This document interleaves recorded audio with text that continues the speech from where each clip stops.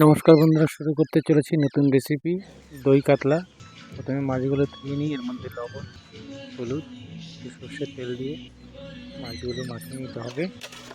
মাখিয়ে নিয়েছি, কড়াইতে তেল গরম করে নিয়েছি, এর মধ্যে মাছগুলো দিয়ে দেবো। মাছগুলো দিয়ে সুন্দর করে লাল লাল করে ভেজে নিতে হবে।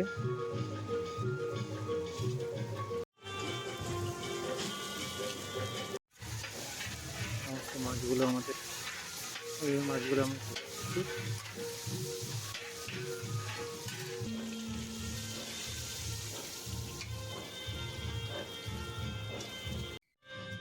কমপ্লিট হয়ে গেছে আমার মাছ ভাজা। এই মাছ ভাজা তেলের মধ্যে তেজপাতা, শুকনো লঙ্কা দিয়ে একটু লাল লাল করে ভেজে নিই। এর মধ্যে দেবো কালো জিরে সম্বরা দিয়ে 500 পেঁয়াজ পেস্ট করে দিয়েছি। এবার এর মধ্যে দেবো 1 চামচ আদা বাটা, 1 চামচ লঙ্কা বাটা আর কাজু কিশমিশ মগজ বাটা পেস্ট দিয়ে সুন্দর করে নেড়ে চেড়ে এর মধ্যে দেওয়া হবে লবণ, পরিমাণ মতো লবণ, হলুদ দিয়ে সুন্দর করে নেড়ে চেড়ে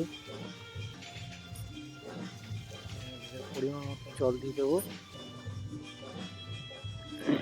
জল দিয়ে নেড়ে চেড়ে আমাদের গ্রেভি যখন ফুটে আসবে, তখন আগে থাকতে ভেজে রাখা মাছগুলো দিয়ে দেবো।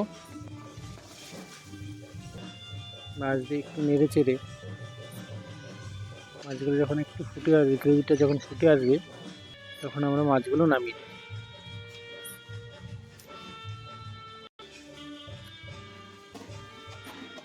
আমাদের মাছ নামানো হয়ে গেছে। এবার ওর মধ্যে দেবো দই, 1 কিলো দই দেবো, পরিমাণ মতো চিনি আর পরিমাণ মতো সরিষার তেল দিয়ে আমাদের দই কাতলা রেডি হয়ে গেছে। কমপ্লিট আমাদের দই কাতলা।